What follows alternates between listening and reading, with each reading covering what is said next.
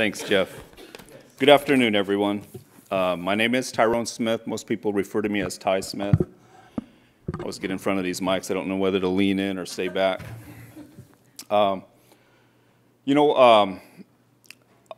It's customary in Native culture to introduce yourself and also to where you're from as well. So I'm from Warm Springs, Oregon, Indian Reservation of Oregon. But I live here in Ohio. I've been out here for about 20 years now. I have two roles that I work. I'm also the project director, as he said, at the Native American Indian Center of Central Ohio, but I'm also a TTA coordinator for a Circles of Care project through SAMHSA. And this is what I wanted to talk to you guys about today is the Circles of Care project that I'm currently working on.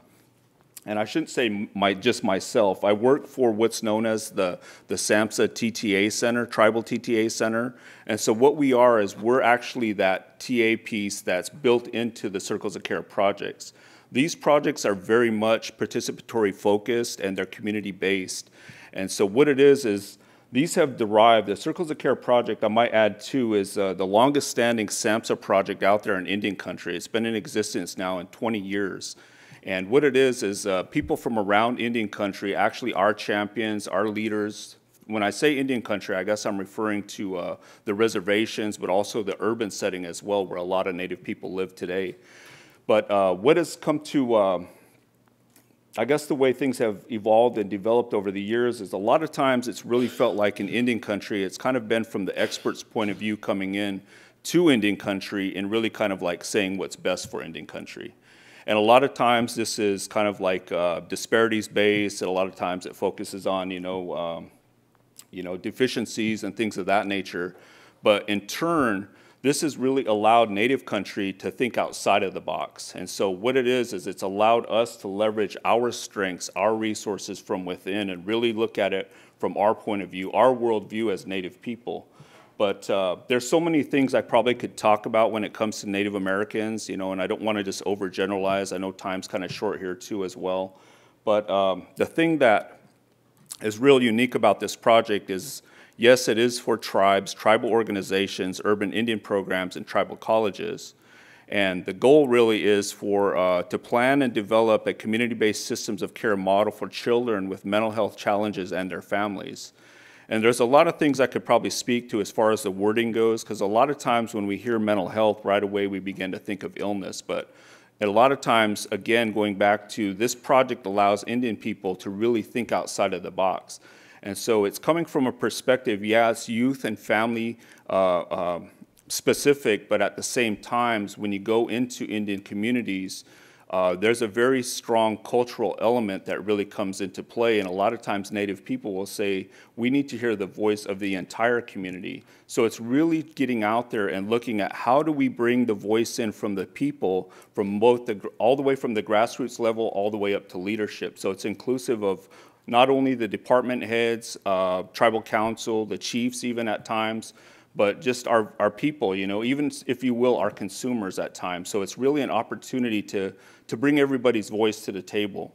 And a big part of this is a needs assessment. There's also a community readiness assessment, resource and asset mapping. And I really liked what I was hearing earlier too about you got to campaign this to some degree. So there was a social marketing piece built into this as well. And when I think about this, I think it was Lorene, when I was first coming in, and you were giving some mention to putting the work in ahead of time and it pays dividends towards the end. And so the social marketing element is really key in all of this, and it's kind of one of the things I really want to tap into in this little piece right here. A lot of times what we find in Indian country, and one of the biggest complaints I hear when I'm out in the field is that we've been researched to death, is that's what they're going to say time and time again. And again, it's really kind of like looking at disparities, and it's just kind of like it doesn't allow for a brighter future, if you will. And so the social marketing side of it, and going back to keeping it local too, because the investment is there, and it's through the community, it's through the teams, the project leaders that are right there in the community that this project is really allowed, and that's the way that it unfolds. But it's really looking at the buy-in and the ownership. And the one thing you wouldn't know as well, and I'll go on to talk about, there's also a process evaluation, a local evaluation plan, and ultimately we're trying to get to a systems of care model, which is referred to as a blueprint. So in turn, and I want to show you this map, and this would be us over here at the Native American Indian Center of Central Ohio when we had this project. We're currently in the 7th cohort. We were in the 5th cohort from 2011 to 2014.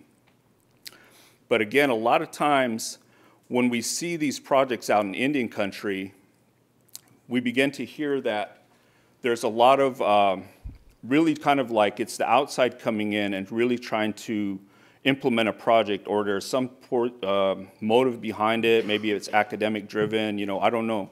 But a lot of times the people are really kind of standoffish. And so what we're trying to do is really get the Native people in these communities to buy into the project, but better yet, to take ownership of the project. Because this is life-changing stuff in their part of the world, that part of their you know, in their lives. And what we find is that one of the bigger complaints as well is that people will come in from the outside, the so to speak experts, but oftentimes that investment really isn't there because they know that they're not going to really end up staying there. That investment truly isn't there from time to time. We see that. And so this is really beginning to look at how do we build the capacity from within. And I want to give mention to my colleague over here, my mentor even, David Julian. He works for the College of Education and Training for Employment. I think I said it all right. SEAT. But he really helped us look at how do we write this story? How do we write our story? And the story really begins to shape what the blueprint begins to look like. And the blueprint is something similar to really kind of like a strategic action plan. And in Indian country, we are calling these tribal action plans.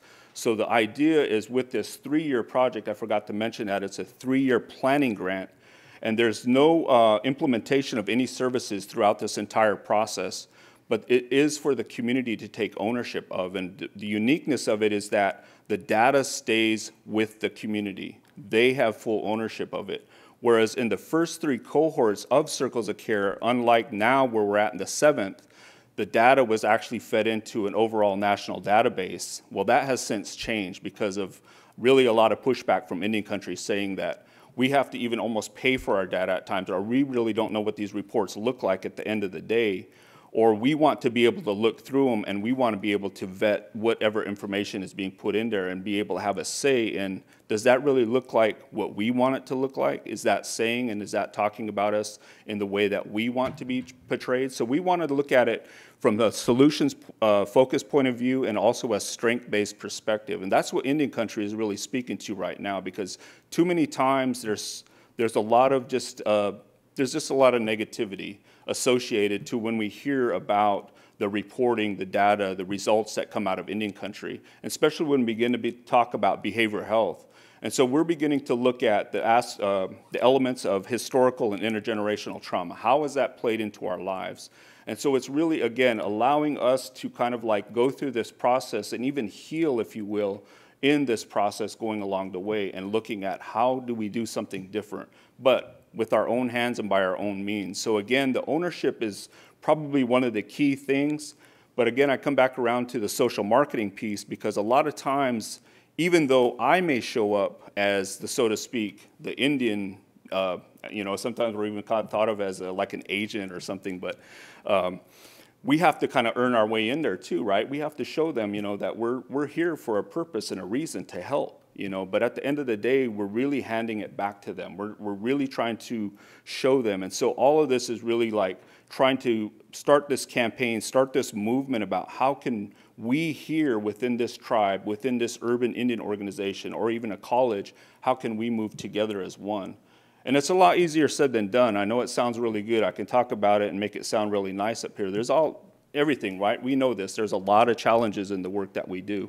But at the end of the day, it's really about how do our people out in Indian country take hold of this and make it into something that they can really build from. And a really quick example, and this isn't by any means trying to pat ourselves on the back, but we were able to take this project and now have transitioned it into an implementation project that we are actually, we have over at the Native American Indian Center of Central Ohio. And culture was one of the biggest things that stood out. our people have really spoken to a sense of disconnect, a sense of not really feeling like they know how to truly navigate through, if you will, both worlds simultaneously. So there's this Western point of view that we have to, these lenses that we have to think through and look through time and time again, but at the same time, there's that identity piece of who we are. And so with the work that we did with Dave and everything, one of the main things too that we came up, and the voice of the people told us this, is that there was an identity crisis in Ohio. But through this project, we was able to actually begin and start another project. So we have funding coming in currently right now through what's known as the Administration of Native Americans. And through that, we've been able to really implement culture and make that accessible to our people here in Ohio. I'm going to say about that much. We're going to have a panel here in a little bit, so thank you.